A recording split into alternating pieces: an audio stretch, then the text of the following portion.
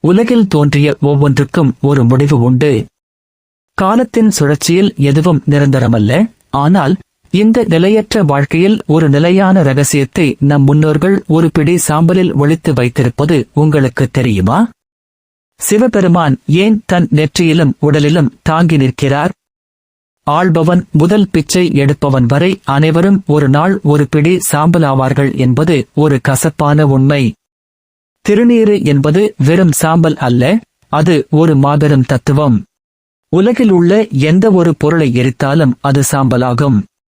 ஆனால் அந்தச் சாம்பலை மீண்டும் எரிக்க முடியுமா? முடியாது. அதுவே இறுதி நிலை.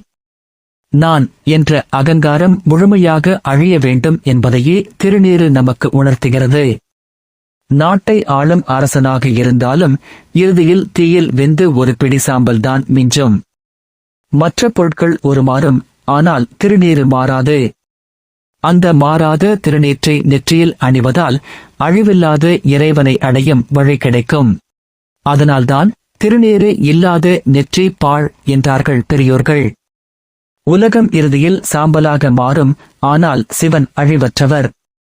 இந்தச் சாம்பல் பிரபஞ்சத்தின் அழிவையும் புதிய படைப்புக்கான தொடக்கத்தையும் குறிக்கிறது. சிவன் உலக பந்தங்களில் இருந்து விடுபட்டவர். சாம்பல் என்பது உலகப் பற்றுகளை துறப்பதன் அடையாளம். நெருப்பில் எரிக்கப்பட்ட பிறகு எஞ்சும் சாம்பலே உலகின் மிகத் தூய்மையான பொருள். இது ஆன்மாவின் தூய்மையை உணர்த்துகிறது.